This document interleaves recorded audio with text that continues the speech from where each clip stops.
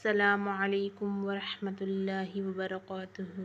قوم عاد یہ ایک قدیم اور طاقتور قوم تھی جس کا ذکر قرآن کریم میں بارہا آیا ہے۔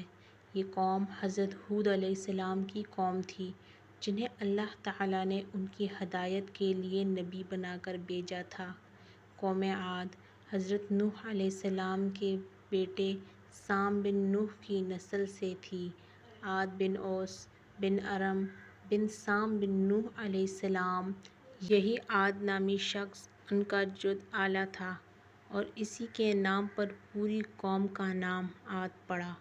احقاف ایک صحرائی اور پہاڑی علاقہ تھا جو موجودہ یمن اور عمان کے درمیان واقع ہے۔ یہاں ریت کے طوفانوں، اونچے ٹیلوں اور زیر زمین پانیوں کی بھرمار تھی جس نے اسے سرسبز علاقہ بنا دیا تھا۔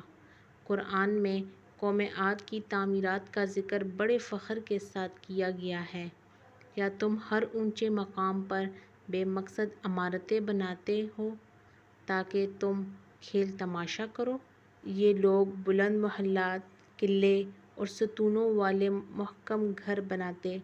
ان کی عمارتیں اتنی شاندار تھیں کہ انہیں ارم ذات العماد کہا گیا۔ آثار قدیمہ کے مطابق ان کے شہروں میں ستون دار دروازے، گھومنے والے قلعے اور زیر زمین پانی کی نہریں تھیں۔ ان کے پاس نہری نظام، کھجوروں کے باغات، سبزیاں، پھل اور دیگر کھیتیاں تھیں۔ عرب کے باقی قبائل کے ساتھ تجارت کرتے۔ ہاتھی دانت، چمڑا، دھات اور خوشبوئیں ان کی تجارت کا حصہ تھا۔ قوم عاد نہایت دنیا پرست اور مادہ پرست ہو چکی تھی۔ ان کے بڑے گناہ درج ذیل ہیں۔ اللہ کے بجائے بتوں کی عبادت کرتے تھے۔ ان کے بڑے بتوں میں صدع، سمود، ہبار شامل تھے۔ اپنے جسمانی قد و قامت اور طاقت پر فخر کرتے تھے۔ ہم سے طاقتور کون ہے؟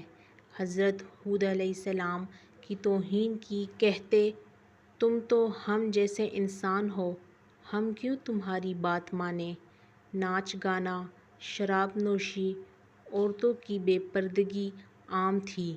کمزوروں پر ظلم کیا جاتا، زنا اور فحاشی میں مبتلا تھے۔ آخرت کا انکار کرتے تھے۔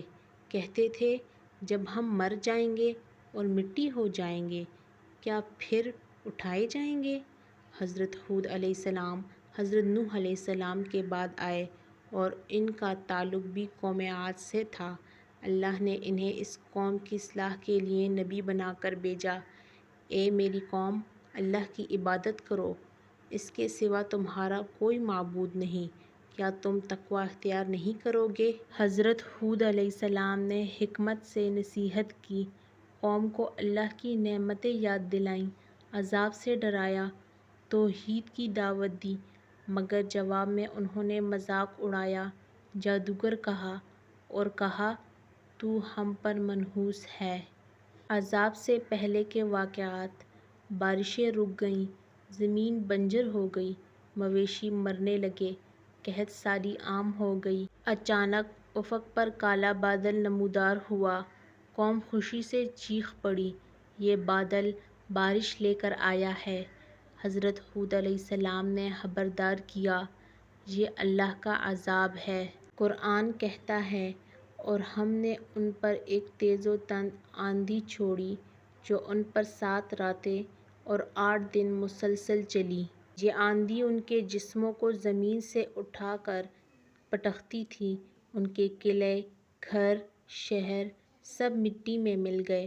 وہ ایسے گرے پڑے تھے جیسے کھجور کے کھوکھلے تنے۔ ہمیں کیا سیکھنا چاہیے؟ طاقت اللہ کی دین ہے، غرور کی نہیں۔ نبی کی نافرمانی قوموں کو مٹا دیتی ہے۔ دنیا کی عیش و عشرت خدا کو بھلا نہ دے۔ اللہ کی پکڑ سے کوئی نہیں بچتا۔ دعا: یا اللہ ہمیں قوم عاد کی طرح غرور، تکبر اور نافرمانی سے بچا۔ ہمیں انبیاء کی پیروی کرنے والا، شکر گزار اور عاجز بنا۔ آمین یا رب العالمین۔ اللہ کی باتیں دوسروں تک پہنچانا ایک نیکی ہے، تو لائک، سبسکرائب اور شیئر ضرور کریں تاکہ یہ پیغام ہر دل تک پہنچے۔